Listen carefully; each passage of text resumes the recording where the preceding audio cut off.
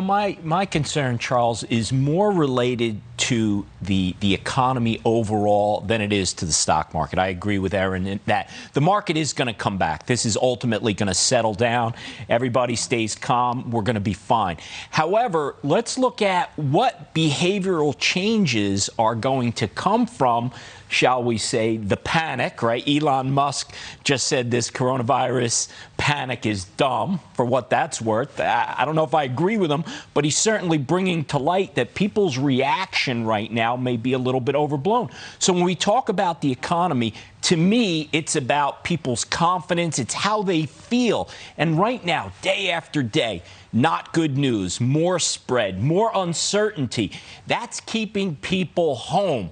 And whether some of these behaviors are going to continue, we'll have to see. Well, you can look at historically, just again through the stock market, and see how long investors remain fearful. And in general, when you look at like high volatility, high market days, it rarely lasts more than 4 months. We eventually develop a tolerance, come back and realize we're just going to have to adjust. Specific stock market stuff, particularly yesterday's session, which in the last few minutes of trading, it was a remarkable rally attempt ahead of a weekend, which is unusual since this whole thing began.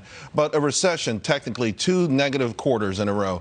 The one thing we do have for the first quarter, we know for certain, January, February were monsters. I mean, when I say almost every single economic data point that came out in the last 3 weeks was positive, including culminating with this jobs report. And it's not just 273,000 last month, 730,000 Americans went back to work in the last 90 days. That is a huge, the higher huge revisions was really cheering as well. That's huge. I mean, that helps us as we deal with this uncertainty Dan is talking about. It certainly does, but one of the best quips that I heard, and we know the Fed also cut rates, right? It's first kind of intermeeting emergency intervention since the financial crisis.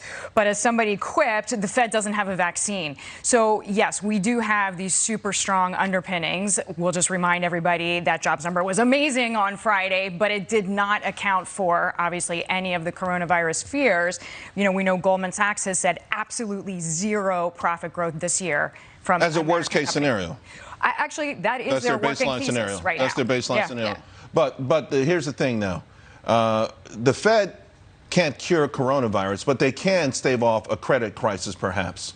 They can help to mitigate negative impacts of a declining wealth effect. I mean, these are things, you know, people may not go shopping today because they're worried about getting a virus, but it's about demand not going away. And that demand stays there. You still want to buy an iPhone and go somewhere if you think you have the money to do it. Plus, retailers are right. There's still lines around the block of Costco, Walmart. So people are willing to go out for certain things and not for others. Now, I'm still seeing a massive increase in home sales. I mean, we have yet to see a slowdown. And, you know, as interest rates go down, mortgage rates go down, there's still expected, particularly in the warmer months where the fears are lowered, we're expecting a massive home boom. Last week, refis were up 222% just from a year ago. So to your point, Dan, I want to get you back in here. Initial jobless claims on Thursday declined. So right now, in terms of real economic impact, in the last week of this economy, fewer people file for unemployment insurance, not more. So at least on the business level, maybe people are being asked to work from home, but they're not being laid off yet.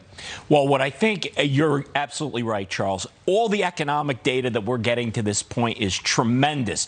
So now where do we go from here? If we are going to start to see companies telling employees to stay home, and not everybody can work from home. So the impact of that, should it become widespread, is do we have people that are going to be losing some of their disposable income, and then they don't have that money to spend? Dan, when you tell us you can't make it to the studio, that's when I'm going to get nervous. But until then, don't worry about that, Charles. The course. If you're here, I'm here. All right. Thank you all very, very much. Hey, I want to get back to that.